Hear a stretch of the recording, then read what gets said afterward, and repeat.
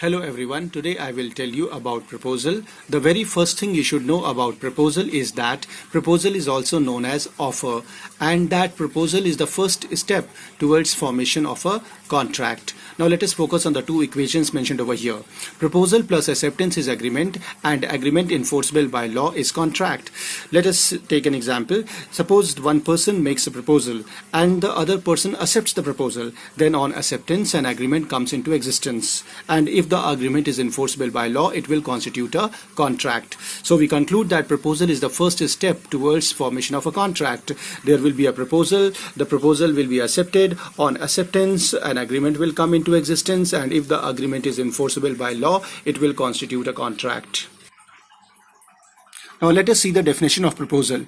Proposal is defined under section 2 subsection A of the Indian Contract Act 1872 as follows. When one person signifies to another his willingness to do or to abstain from doing anything with a view to obtaining the assent of that other to such act or abstinence, he is said to make a proposal.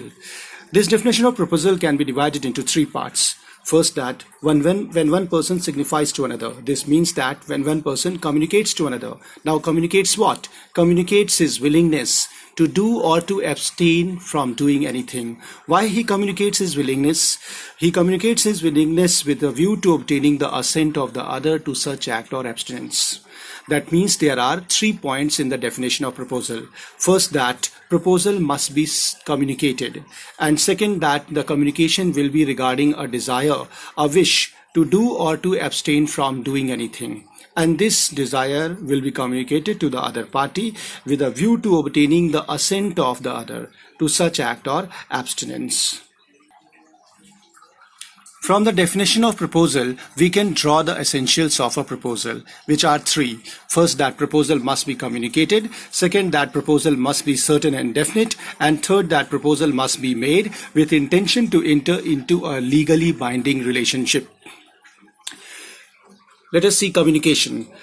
The definition of proposal begins as when one person signifies to another. That means when one person communicates to another. Now communication can be made to a specific person or to public at large. When the communication is made to a specific person, the proposal is called a specific proposal, and when the communication is made to public at large, the proposal is called a general proposal. Let us take an example of each of these two types of proposals. Suppose A says to B, I want to buy your house for rupees 50 lakh, will you sell it?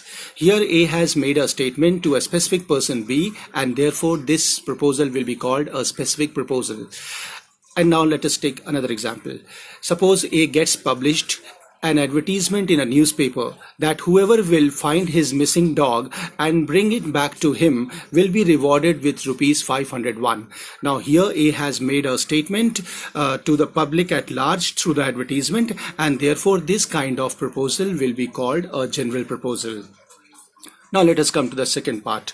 Proposal must be certain and definite. Let us see this example. A says to B that I want to sell my dog to you for rupees 5,000 or 6,000. What is the price asked by A over here? Whether A wants to sell his dog for rupees 5,000 or for rupees 6,000. This is uncertain, and therefore this statement of A to B will not amount to proposal because it lacks certainty.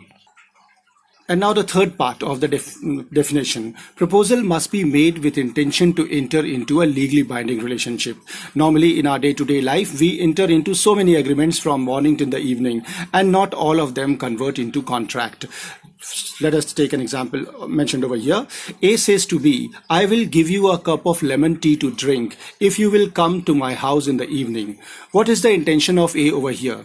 Does A intend that if he will not give a lemon tea to drink to B, B shall sue him in a court of law? Certainly not. And therefore, it lacks the intention to enter into a legally binding relationship. And for this very reason, this statement of A to B will not constitute a contract.